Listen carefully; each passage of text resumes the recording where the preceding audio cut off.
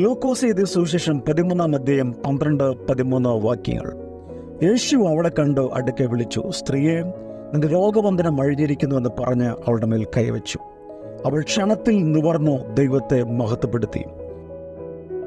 ഒരു ശബത്തിൽ യേശു പള്ളിയിൽ പ്രസംഗിച്ചു കൊണ്ടിരിക്കുന്ന സമയത്ത് അവിടെ 18 വർഷമായി കൂനിയായ സ്ത്രീയെ കണ്ട് അടുക്കൽ വിളിച്ച്, സ്ത്രീയെ, നിന്റെ രോഗം അഴിഞ്ഞിരിക്കുന്നു എന്ന് പറഞ്ഞ് യേശു അവളുടെ മേൽ കൈവച്ചു. അവൾ ക്ഷണത്തിൽ സുഖം പ്രാപിച്ചു, ദൈവത്തിന് മഹത്വം കൊടുത്തു. കൂനിയായ സ്ത്രീ 18 വർഷമായി പള്ളിയിൽ വന്നുകൊണ്ടിരിക്കുകയായിരുന്നു. തൻ്റെ ശരീരത്തിൻ്റെ അവസ്ഥ ഒന്നും കാര്യമാക്കാതെ താൻ കൂനിയാണെങ്കിലും ദൈവിക ഉപദേശങ്ങൾ കേൾക്കുവാൻ അവൾക്ക് താല്പര്യമായിരുന്നു. അതുകൊണ്ട് തന്നെ യേശു അവളെ അടുക്കൽ വിളിച്ച് രോഗം അഴിച്ചു, സാത്താൻ്റെ കരങ്ങളിൽ നിന്ന് വിടുവിച്ചു.